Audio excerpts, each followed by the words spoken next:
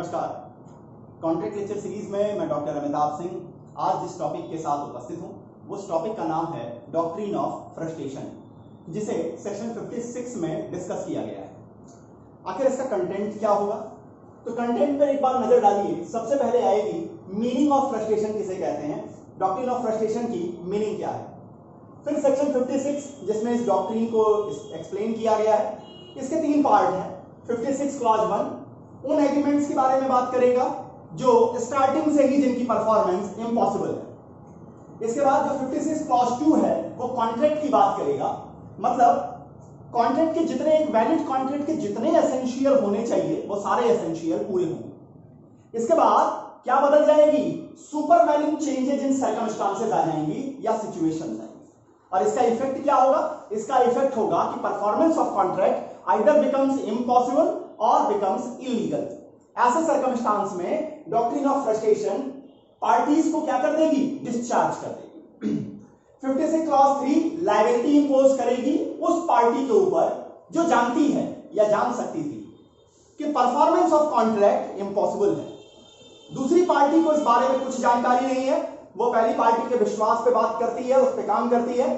तो पहली पार्टी जो जानती थी या जान सकती थी उसे कंपनसेशन देने के लिए लायबल होना होता है। इस पूरे कॉन्सेप्ट को बड़ी खूबसूरती के साथ जस्टिस मुखर्जी ने डिस्कस किया है उस केस में जो डॉक्ट्रिन ऑफ फ्रस्ट्रेशन पर सबसे लीडिंग केस है।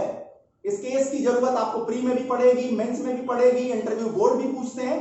कोई भी आंसर फ्रस्ट्रेशन से रिलेटेड सत्यव्रत घोष वर्सेस मंगनीराम बांगुर के बिना अधूरा है। तो केस कौन सी है? सत्यव्रत घोष वर्सेस मंगनीराम बांगुर। 1954 की जजमेंट है। जस्टिस मुखर्जी बैठे हैं सुप्रीम कोर्ट में। इन्होंने डिस्कस किया कॉन्सेप्ट ऑफ फ्रस्ट्रेशन को। इसके बाद जो सेकंड लीडिंग केस आती है वो आती है सुशीला देवी वर्सेस हरि सिंह के बाद। इस केस में इम्पॉसिबिलिटी का मतलब क्या है? क्या ये वर्चुअल इम्पॉसिबिलिटी है, फिजिकल इम्पॉसिबिलिटी है, या इसमें हार्डशिप शामिल होगी, क्या क्या चीजें शामिल होंगी, इसको डिस्कस किया है सुप्रीम कोर्ट ने। इसके बाद आते हैं कि ग्राउंड्स क्या क्या हैं, वो कौन से सर्कमस्टांसेस चेंजेस सिचुएशंस होंगी जहां डॉक्ट्रिन ऑफ फ्रस्ट्रेशन अप्लाई करेगा। ऐसी 6 कंडीशंस हैं। कौन कौन सी? जब सब्जेक्ट मैटर ही डिस्ट्रक्ट कर जाए, या सर्कमस्टांसेस में फंडामेंटल चेंज आ जाए, या जो एक्सपेक्टेड इवेंट है जो जरूरी है परफॉर्मेंस ऑफ कॉन्ट्रैक्ट के लिए वो आकर ही ना करे, या कह लीजिए लॉ में चेंजेस आ जाए या गवर्नमेंट इंटरवेंशन कर दे।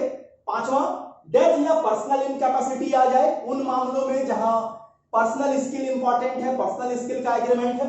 और लास्ट आता है वॉर। वॉर में कुछ चीजें इंपॉर्टेंट है जो आगे डिस्कस करेंगे। अब इसके बाद आ जाइए, एक कंडीशन आती है कि मान लीजिए इन 6 में से कुछ भी नहीं हुआ है, लेकिन किसी पार्टी के लिए अपने वादे को पूरा करना थोड़ा मुश्किल हो गया, कमर्शियली थोड़ी उसके ऊपर लायबिलिटी इंक्रीज कर जा रही है। तो क्या ऐसी सिचुएशन में भी डॉक्ट्रिन ऑफ फ्रस्ट्रेशन लागू करेगा? आंसर है नहीं। कहां आता है? Commercial hardship equal to no frustration, कोई फ्रस्ट्रेशन नहीं मानी जाएगी। यहां अगर आप परफॉर्म नहीं करेंगे आप लायबल होंगे कंपनसेशन देने के लिए नॉन परफॉर्मेंस ऑफ कॉन्ट्रैक्ट के लिए। लास्ट में देखेंगे इफेक्ट ऑफ फ्रस्ट्रेशन होती क्या है, आखिर फ्रस्ट्रेट कर गया कोई एग्रीमेंट या कॉन्ट्रैक्ट, इसका क्या इफेक्ट होगा। यहां पर सेक्शन 65 को भी डिस्कस करेंगे। शुरू करते हैं doctrine of frustration which has been discussed and detailed in section number 56 of Indian contract act. देखिए कॉन्ट्रैक्ट किया क्यों जाता है? कॉन्ट्रैक्ट किया इसलिए जाता है कि एक व्यक्ति जिम्मेवारी लेता है, जो प्रॉमिसर है वो जिम्मेदारी लेता है किसी बात को परफॉर्म करने। और कॉन्ट्रैक्ट करने के पीछे का ऑब्जेक्ट क्या होता है? परफॉर्म करना, परफॉर्मेंस करना। तो जब आप परफॉर्मेंस ऑफ कॉन्ट्रैक्ट को देखते हैं, या कह लीजिए कि एक तरीके से कहें परफॉर्मेंस ऑफ कॉन्ट्रैक्ट को जब आप देखते हैं तो उसमें एक तरीका यह भी है जिसे हम डॉक्ट्रिन ऑफ फ्रस्ट्रेशन के रूप में जानते हैं, कि जहां पर कुछ ऐसा हो गया कि आप उस कॉन्ट्रैक्ट में जिस बात को करने का एग्रीमेंट किया गया है उस बात का किया जाना आइदर इम्पॉसिबल हो जाए या इलीगल हो जाए। तो ऐसी सर्कमस्टांसेस में, ऐसी सुपरवेनिंग चेंजेस इन सर्कमस्टांसेस और सिचुएशंस में पार्टी क्या कर जाएगी? अपने लायबिलिटी से डिस्चार्ज कर जाएगी। तो इसका मतलब जो डिस्चार्ज ऑफ पार्टीज या डिस्चार्ज ऑफ कॉन्ट्रैक्ट की जब आप बात करेंगे तो उसका एक एस्पेक्ट जो है वो डॉक्ट्रिन ऑफ फ्रस्ट्रेशन भी डिस्कस करता है। इसे कहां डिस्कस किया गया है? इसे डिस्कस किया है सेक्शन 56 क्लॉज 1, 2 और 3 इसमें बनाए गए। लेकिन अगर आपसे प्रीलिम्स में यह पूछा जाए कि स्पेसिफिकली कौन सी क्लॉज में डॉक्ट्रिन ऑफ फ्रस्ट्रेशन अप्लाई करती है, तो आंसर होगा 56 क्लॉज 2, क्योंकि 56 क्लॉज 1 में जो वर्ड इस्तेमाल किया गया है वो एग्रीमेंट वर्ड है। 56 क्लॉज 2 में कॉन्ट्रैक्ट वर्ड का इस्तेमाल किया गया है। देखते हैं 56 क्लॉज 1, क्लॉज 2 और क्लॉज 3 क्या कहता है। 56 क्लॉज 1 बेसिकली जो चीज को डिस्कस कर रहा है वो एग्रीमेंट की बात है। 56 क्लॉज 2 शुरुआत करता है कॉन्ट्रैक्ट से, और 56 क्लॉज 3 जो है ये लायबिलिटी देता है पार्टी पर। लायबिलिटी ऑन पार्टी क्या है आप समझिए। सेक्शन 56 क्लॉज 1 का कहना है कि वो एग्रीमेंट्स जिनकी परफॉर्मेंस स्टार्टिंग से ही इम्पॉसिबल है वो वॉइड होंगे। अब यहां पर कॉन्ट्रैक्ट वर्ड इस्तेमाल नहीं किया गया है, ध्यान दीजिएगा, यहां पे वर्ड इस्तेमाल किया गया है एग्रीमेंट का। अब क्यों नहीं कॉन्ट्रैक्ट?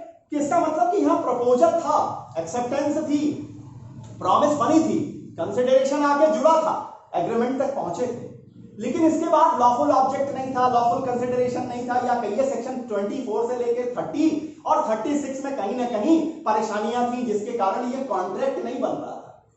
तो अगर कोई एग्रीमेंट जो स्टार्टिंग से इस नेचर का हो कि उसकी परफॉर्मेंस इम्पॉसिबल है, तो वो एग्रीमेंट वॉइड है, ऐसा सेक्शन 56 क्लॉज 1 का कहना है।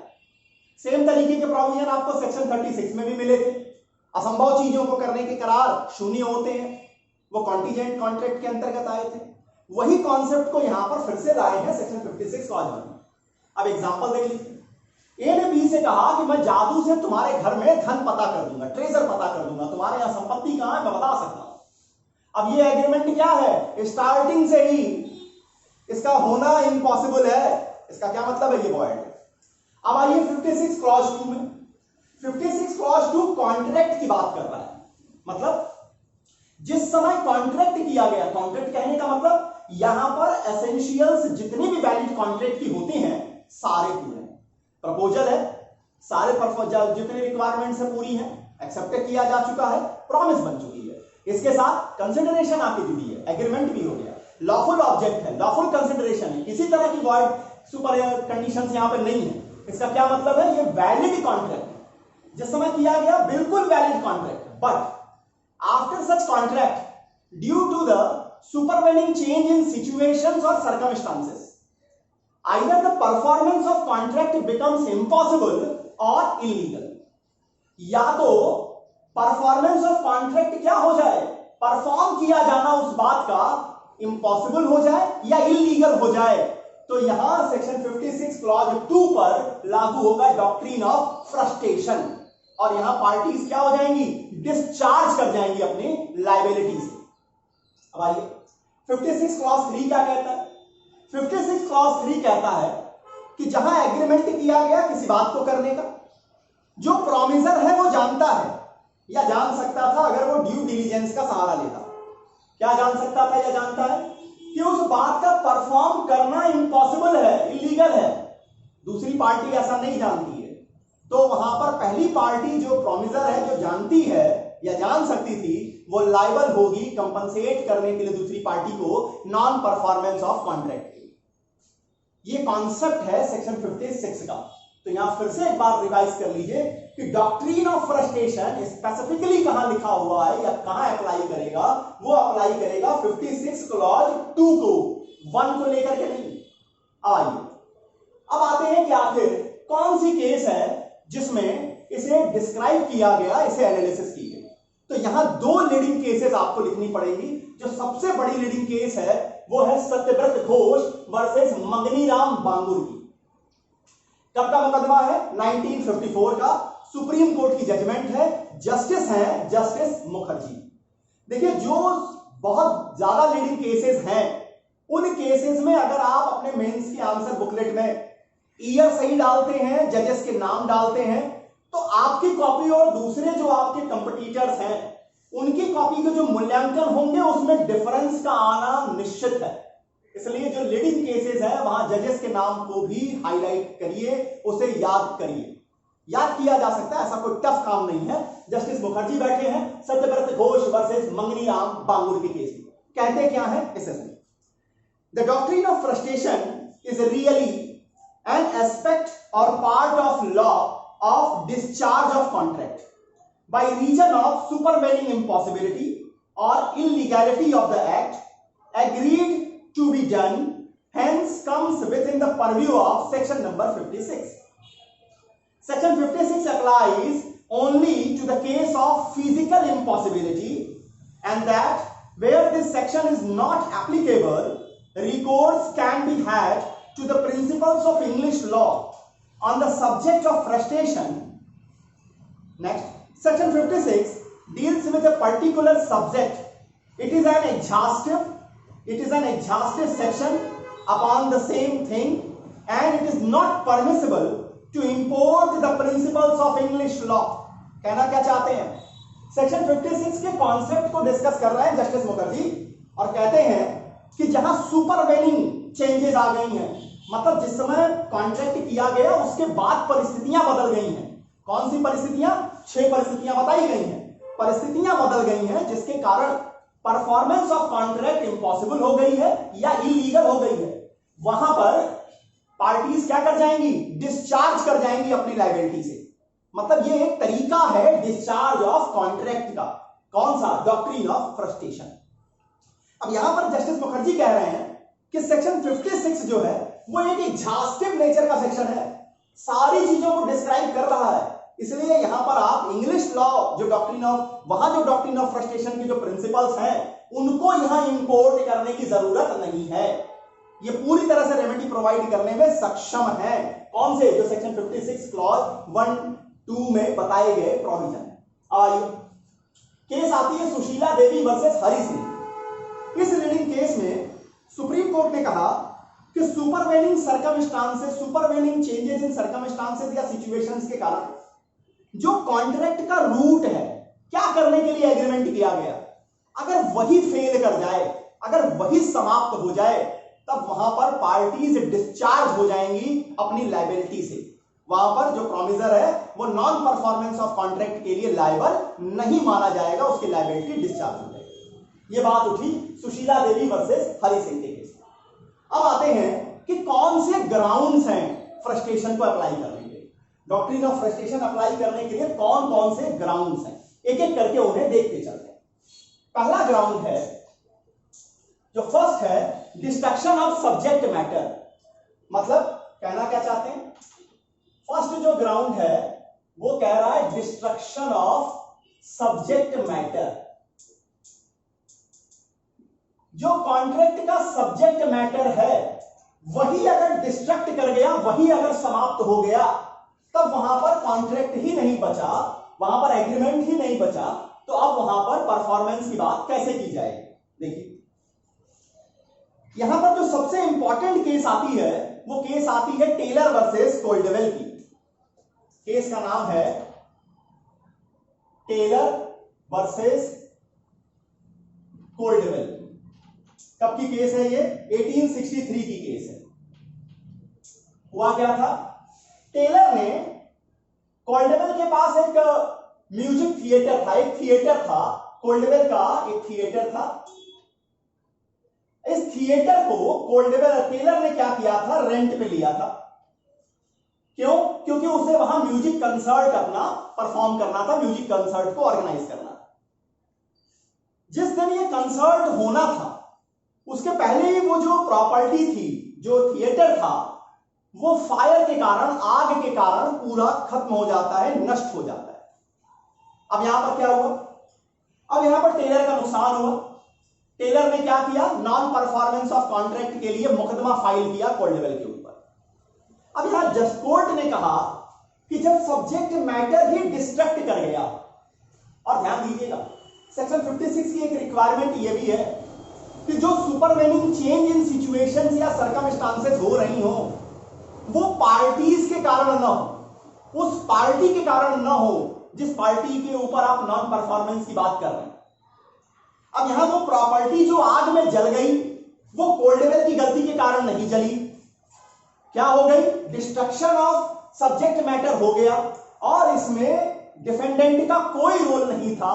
इसका क्या मतलब? यहां पर सेक्शन 56 को अप्लाई किया गया, यहां पे कहा गया कि डॉक्ट्रिन ऑफ फ्रस्ट्रेशन अप्लाई होगी, कोल्डवेल लायबल नहीं कहे गए, वो डिस्चार्ज हो गए अपनी लायबिलिटी को परफॉर्म करने से, बियर करने से। दूसरी केस इसमें आती है हॉवेल वर्सेस कोपलैंड की। हॉवेल वर्सेस कोपलैंड की। अब यहां क्या कहते हैं? यहां पर कोपलैंड साहब ने हॉवेल के साथ वादा किया था कि वो एक निश्चित अमाउंट में पोटैटोज देंगे, आलू की सप्लाई करेंगे, जो उनके फार्म हाउस में पैदा होगी। अच्छी भली चीजें चल रही थी, कुछ ऐसी सर्कमस्टांसेस चेंज हो गई, इतना पाला गिर गया कि सारी आलू की फसल खत्म हो गई, बर्बाद हो गई। अब यहां ये जो चेंज, सुपरवेनिंग चेंज आया सर्कमस्टांस में, ये जो डिस्ट्रक्शन ऑफ सब्जेक्ट मैटर हुआ, इसमें कोपलैंड का कहीं रोल नहीं था, इसमें कहीं उनकी भूमिका नहीं थी। कोर्ट ने क्या किया? कोर्ट ने डिस्ट्रक्शन ऑफ सब्जेक्ट मैटर के ग्राउंड पर कोपलैंड को डिस्चार्ज कर दिया अपनी लायबिलिटी से, मतलब डॉक्ट्रिन ऑफ फ्रस्ट्रेशन अप्लाई कर दिया। आते हैं नंबर सेकंड, क्या कहता है? नंबर सेकंड कहता है फंडामेंटल चेंजेस इन सर्कमस्टांसेस। अगर परिस्थितियां सार्वभौमिक तरीके से या सार्वजनिक तरीके से बदल जाए, फंडामेंटल चेंजेस इन सर्कमस्टांसेस।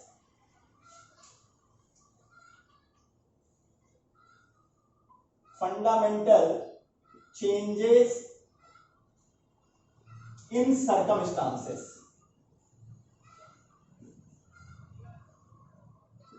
अब यहां देखिए क्या है, जहां परफॉर्मेंस ऑफ कॉन्ट्रैक्ट उस टाइम या मैनर में, उस टाइम पर जब उसे किया जाना है या उस मैनर में जिसमें उसे किया जाना इम्पॉसिबल हो जाए, वहां पे हम कहेंगे कि फंडामेंटल चेंजेस इन सर्कमस्टांसेस हो गई। केस कौन सी है? केस का नाम है PD Mehra and sons versus Ramchandra Om Prakash. PD Mehra versus Ramchandra Om Prakash.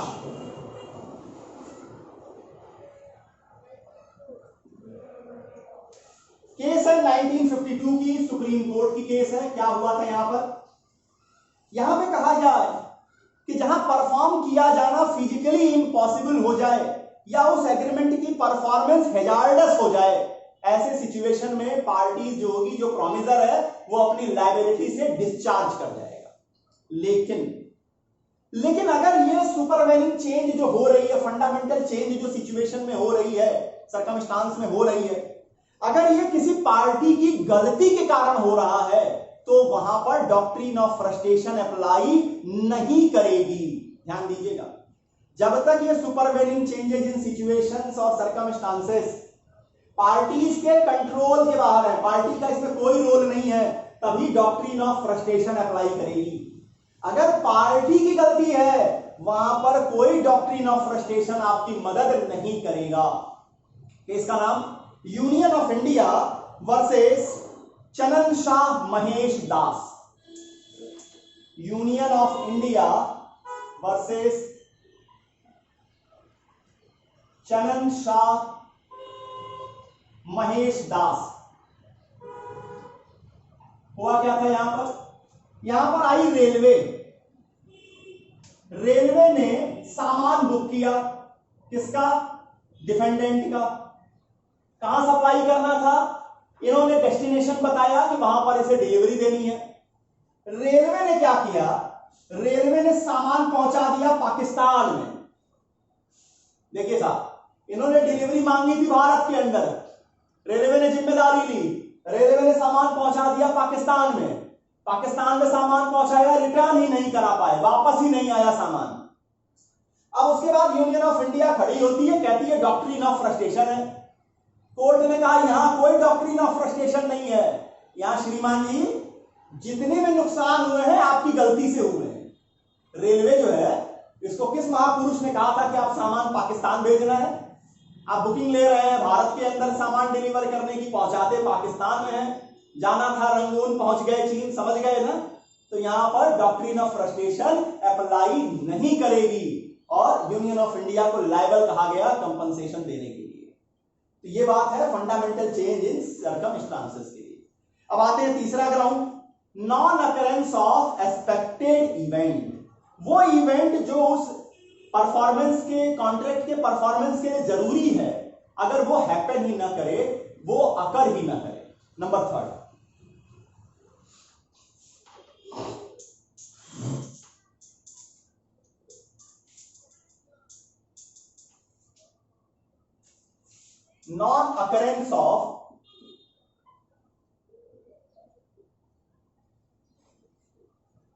non-occurrence of expected event। अब यहां देखिए, जो इवेंट परफॉर्मेंस के लिए इंपॉर्टेंट है, अगर वो हो ही ना तो यहां पे पार्टी डिस्चार्ज कर जाएंगी। लेकिन उस नॉन अकरेंस को भी पार्टी की गलती के कारण नहीं होना चाहिए। केस का नाम आता है क्रेल वर्सेस हेनरी। या आपने टॉर्ट में भी पढ़ा होगा, क्रेल वर्सेस हेनरी 1903। अब यहां हुआ क्या था, हेनरी ने, क्रेल के पास एक बिल्डिंग, क्रेल एक बिल्डिंग का ओनर है जिसे हेनरी ने रेंट पे लिया। इसका टारगेट क्या था? इसका टारगेट यह था कि एक कोरोनेशन होना था, एक जुलूस निकलना था एडवर्ड सेवेंथ से रिलेटेड।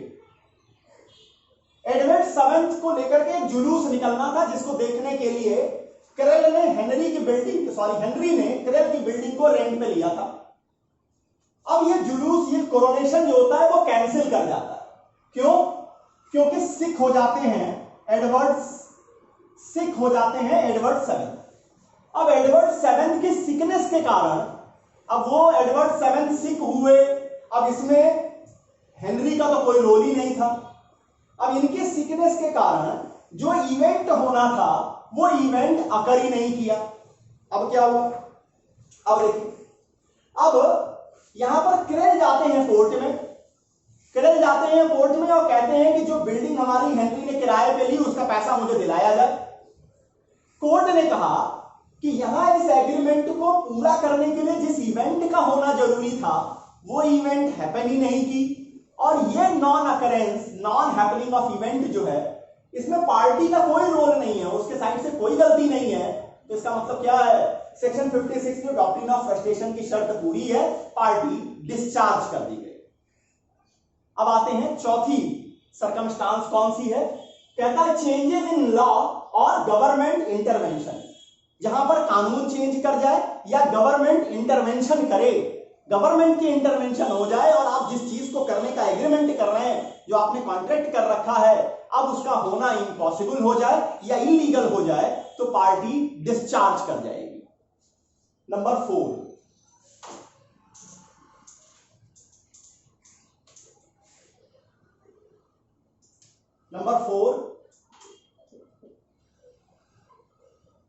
चेंजेस इन लॉ और गवर्नमेंट इंटरवेंशन।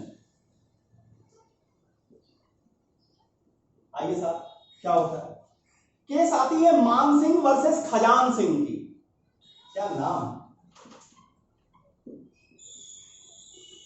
मान सिंह वर्सेस खजान सिंह। लड़ो मुकदमा भाई। किस चीज को लेकर के? पार्टीज ने जंगल के पेड़ों की लकड़ी के सेल का एग्रीमेंट किया, और जंगल से लकड़ी काटने को राजस्थान सरकार ने अपनी नीतियों में परिवर्तन करके उसे बैन डिक्लेयर कर दिया, उसे कह दिया कि आप ये नहीं कर सकते हैं। अब यहां जो सब्जेक्ट मैटर था ये क्या था? लकड़ियों की सप्लाई करनी थी जंगल के। अब जब उस एक्ट का ही करना, पहले ये एक्ट में कोई दिक्कत नहीं थी, लेकिन फिर क्या हुआ? लॉ चेंज कर गया, गवर्नमेंट ने क्या किया? इंटरवेंशन कर दिया। अब इस बात का किया जाना पॉसिबल ही नहीं था, इम्पॉसिबल हो गया। तो वहां पर पार्टी डिस्चार्ज कर दी गई परफॉर्मेंस से, यहां पर इम्पॉसिबिलिटी का बचाव दिया गया।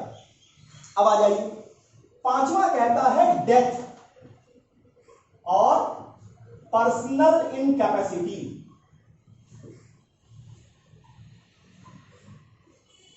यहां एक चीज शुरुआत में ध्यान दीजिएगा, से ये जो पांचवा जो तरीका है डेथ या पर्सनल इनकैपेसिटी का, ये उन्हीं मामलों पे लागू होगा जहां एग्रीमेंट पर्सनल स्किल को लेकर के, जहां जो कॉन्ट्रैक्ट किया गया है वो पर्सनल स्किल को लेकर के होगा, पढ़ाने को लेकर के है, नाचने की क्वालिटी को लेकर के है, गाना गाने की क्वालिटी को लेकर, परफॉर्म करने के है, पेंटिंग करने के, जहां मतलब उस व्यक्ति की पर्सनल स्किल काम आएगी। अगर वो व्यक्ति मर जाता है जिसे परफॉर्म करना है, या इतनी गंभीर तरीके से बीमार पड़ जाता है, पर्सनली वो इल हो जाता है, पर्सनली इनकैपेबल हो जाता है, तो वो डिस्चार्ज हो जाएगा। केस कौन सी आती है? केस आती है Robinson versus Davison. Robinson versus Davison. हुआ क्या था यहां पर? देखिए, वाइफ ऑफ डेविसन जो थी, ये इमिनेंट पियानो प्लेयर थी।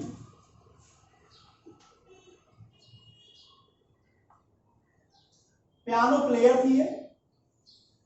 इसके साथ रॉबिन्सन ने क्या किया? एक एग्रीमेंट किया, एक कॉन्ट्रैक्ट साइन किया। किस चीज के लिए? कि ये परफॉर्म करेगी। परफॉर्म करेगी। उन्होंने क्या किया? इसके लिए स्टेज सजा दिया, टिकट सेल कर दिए, सब कुछ हो गया। जिस दिन परफॉर्म करना था उस दिन ये जो डेविसन की वाइफ थी, ये क्या कर गई? सिक कर गई, बीमार पड़ गई। अब बीमार पड़ने के कारण वो परफॉर्म नहीं कर सकी। केस फाइल किया रॉबिन्सन ने। अब यहां कोर्ट ने कहा कि ये जो कॉन्ट्रैक्ट हुआ है, ये किस चीज को लेकर के है? पर्सनल स्किल को लेकर के। और ये पर्सनल स्किल में अगर ये वाइफ मर गई होती या इतना गंभीर तरीके से बीमार हो गई कि अब उसके लिए परफॉर्म कर पाना इम्पॉसिबल हो गया, तो वो डिस्चार्ज कर जाएगी अपने लायबिलिटी से। वो नॉन परफॉर्मेंस ऑफ कॉन्ट्रैक्ट के लिए लायबल नहीं होगी। अब आइए नंबर 6। नंबर 6 कहता है डिक्लेरेशन ऑफ वॉर।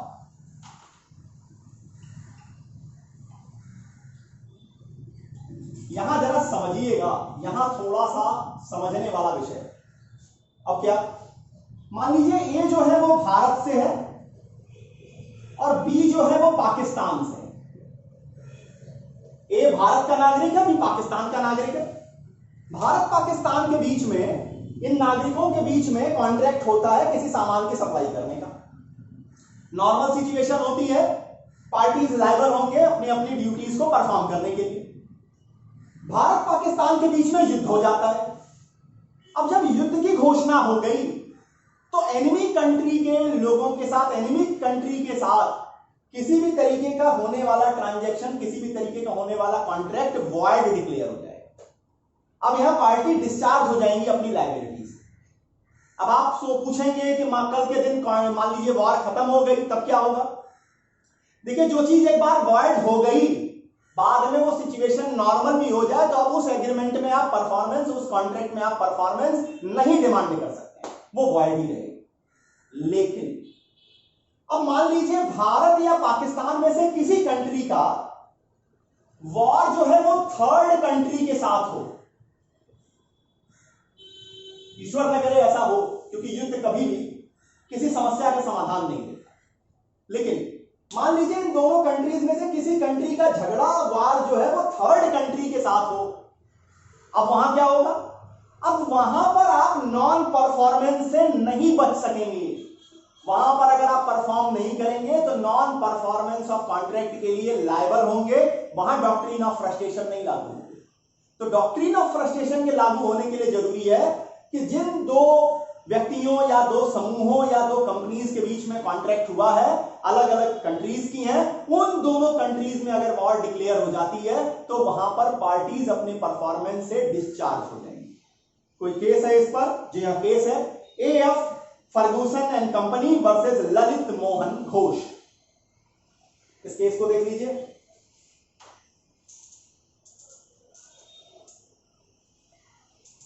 नंबर 6 की केस है ये, एएफ फर्गूसन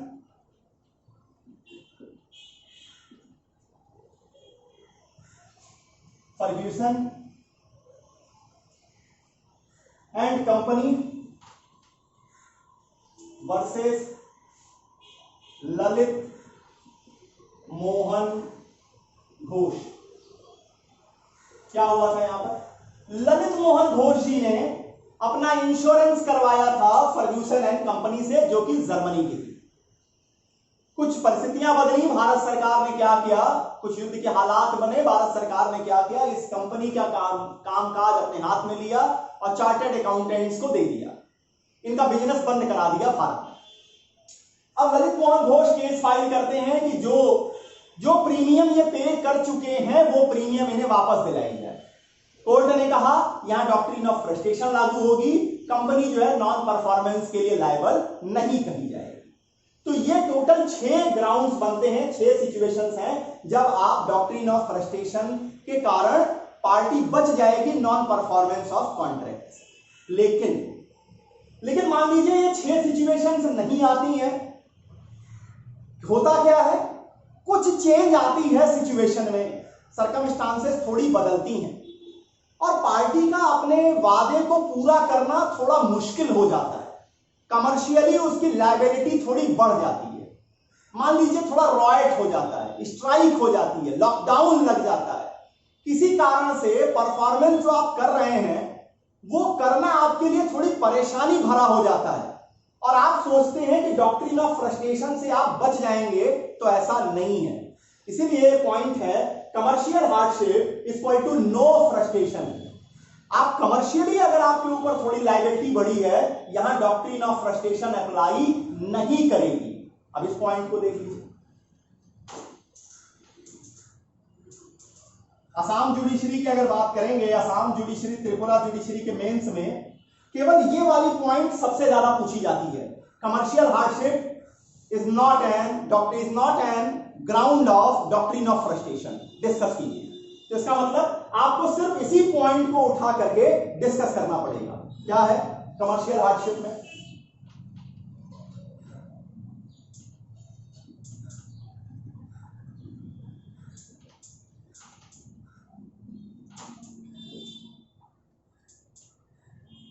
यहां पर कोई डॉक्ट्रिन ऑफ फ्रस्ट्रेशन नहीं अप्लाई करेगी। केस का नाम कौन सा है? केस है Ralli Bros versus Compania Naviera. Ralli Bros versus Compania NAVIERA 1920। हुआ क्या था यहां पर? स्वेज कैनाल, स्वेज नहर जो है, यहां से होकर के सामान को डिलीवर करने का कॉन्ट्रैक्ट था, लेकिन स्वेज नहर से ट्रांसपोर्टेशन को रोक दिया गया। अब सामान को जो भेजा जाना था वो केप ऑफ गुड होप से भेजा जाना था। केप ऑफ गुड होप के जरिए सामान भेजा जा सकता था। यहां से सामान भेजते तो थोड़ा सा चार्जेस ज्यादा होते, थोड़े उनके खर्चे ज्यादा होते। पार्टी ने क्या किया? भेजने से मना कर दिया, कहा डॉक्ट्रिन ऑफ फ्रस्ट्रेशन है, अब हम काम कर ही नहीं सकते, इम्पॉसिबल हो गया है। कोर्ट ने कहा कि ये कमर्शियली हार्डशिप हुई है, आपके ऊपर कमर्शियल लायबिलिटी बढ़ी है, ऐसा नहीं हुआ है कि आप परफॉर्म कर ही नहीं सकते हैं, इसलिए यहां डॉक्ट्रिन ऑफ फ्रस्ट्रेशन नहीं लागू की गई। पार्टी को लायबल कहा गया, नॉन परफॉर्मेंस ऑफ कॉन्ट्रैक्ट के लिए वो लायबल हुए। नेक्स्ट, अगर मान लीजिए सिविल डिस्टर्बेंस हो जाए, स्ट्राइक हो जाए, लॉकडाउन लग जाए, लॉकआउट हो जाए, अब ऐसे सिचुएशन में क्या होगा? ऐसे सर्कमस्टांसेस में भी कोर्ट्स ने यह माना है कि यह कमर्शियली हार्डशिप में आएगा, डॉक्ट्रिन ऑफ फ्रस्ट्रेशन लागू नहीं होगी। केस का नाम जैकब वर्सेस क्रेडिट लैनोस। केस है आपकी जैकब वर्सेस क्रेडिट LYONNAIS 1814 की केस है ये। देखिए सारे पुराने मुकदमे हैं लेकिन है reading.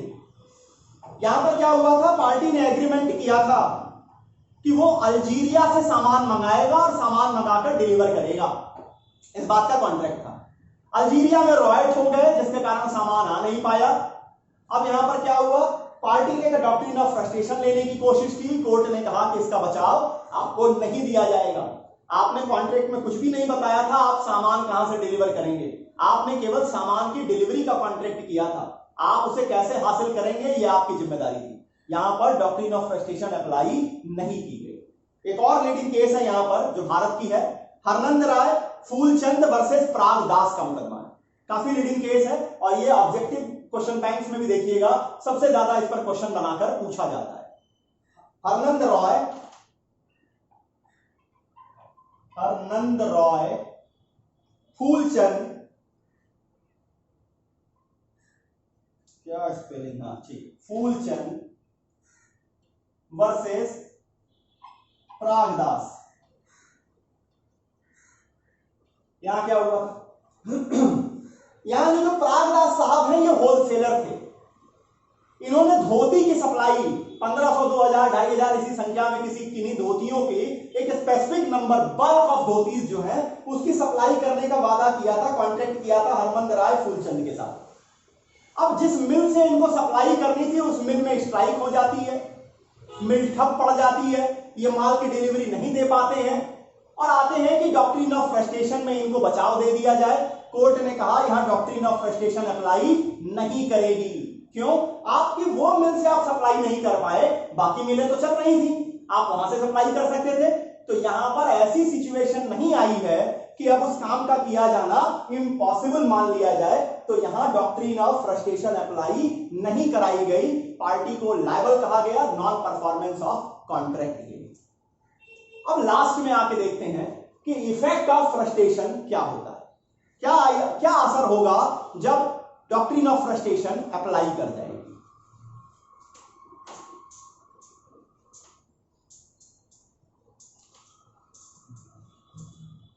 Ji, effect of frustration.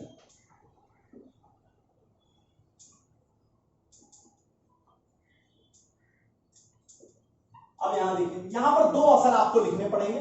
पहला, जब जिस काम को करने के लिए कॉन्ट्रैक्ट किया गया वो सुपरवेनिंग चेंजेस इन सिचुएशन या सर्कमस्टांसेस के कारण इम्पॉसिबल हो गया या इलीगल हो गया, तो अब वो बिल्कुल वॉइड हो गया। अब उसमें पार्टी जो है, जो नॉन परफॉर्मर कौन होगा? जो प्रॉमिसर होगा, जिसने प्रॉमिस करने का, पूरा करने का वादा किया। अब वो जो नॉन परफॉर्मेंस के लिए वो पार्टी लायबल नहीं होगी, वो पार्टी क्या हो गई? बिल्कुल डिस्चार्ज हो गई। अब यहां आप नॉन परफॉर्मेंस के लिए कोई क्लेम नहीं कर सकेंगे।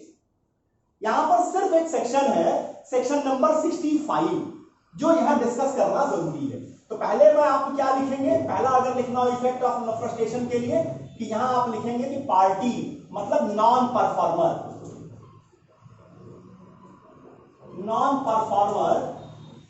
क्या होगा? No liability. वो लायबिलिटी नहीं होगी उसकी, वो क्या हो गया? डिस्चार्ज हो गया। चलिए अब आ जाइए सेक्शन नंबर 65। ये क्या कहता है? सेक्शन 65 को जरा देखिए। Where an agreement is discovered to be void or when a contract becomes void, जहां पर एक एग्रीमेंट डिस्कवर हो कि वो वॉइड है या कॉन्ट्रैक्ट वॉइड हो जाए, any person who has received any advantage under such agreement or contract, such person bound to restore it or make compensation for it to the person from whom he received it. अब समझिए, ए ने B के साथ एक contract किया माल की delivery करने का, गुड्स की सप्लाई करने का, और ए ने क्या किया? 1 लाख रुपीस एडवांस ले लिया था। अब क्या हुआ? अब आ जाइए, अब ये कॉन्ट्रैक्ट में जिस माल को डिलीवर किया जाना था या तो वो डिस्ट्रक्ट कर गया, या फंडामेंटल चेंजेस आ गए, या जिस घटना का होना था वो नॉन अकर हो गया, लॉ में चेंज हो गई, गवर्नमेंट इंटरवेंशन हो गई, डेथ तो हो नहीं सकती क्योंकि ये पर्सनल नहीं है, या वॉर डिक्लेयर हो गया जिन कंट्रीज के दो अलग अलग रहने वाले हैं मान लीजिए। इन किसी भी सिचुएशन में अब ए क्या नहीं कर पाया? परफॉर्म नहीं कर पाया, लेकिन ए डिस्चार्ज हो जाएगा डॉक्ट्रिन ऑफ फ्रस्ट्रेशन के कारण। लेकिन सेक्शन 65 कहता है कि मिस्टर ए, आपने ये जो एडवांस ले रखा था, जो बेनिफिट आपने ले रखी थी दूसरे पार्टी से, ये बेनिफिट आपको वापस करनी होगी बी को, या आपको इसके बदले में कंपनसेशन देना होगा। समझिए, आप लायबल नहीं होंगे। जो आपने डिलीवरी नहीं की सामान के लिए, उसके लिए आप लायबल नहीं है, उसके लिए आप कंपनसेशन नहीं दे रहे हैं। लेकिन अगर आपने कोई फायदा पहले ले रखा है, कोई एडवांस पहले ले रखा है, कोई पैसा आपने पहले एडवांस में ले रखा है, किसी भी तरीके से आपने ले रखा है, उस पैसे को, उस लिए गए फायदे को या तो आप वापस करेंगे या उसके लिए कंपनसेशन देंगे। इतनी चीजें आप लिखेंगे जब आप डॉक्ट्रिन ऑफ फ्रस्ट्रेशन को डिस्कस करते हैं। उम्मीद करता हूं कि डॉक्ट्रिन ऑफ फ्रस्ट्रेशन को समझने के लिए यह लेक्चर पर्याप्त होगा। कॉन्ट्रैक्ट की अपनी लेक्चर सीरीज में अगले लेक्चर में आपके सामने एक और टॉपिक के साथ उपस्थित होऊंगा। तब तक के लिए बहुत बहुत धन्यवाद। नमस्कार।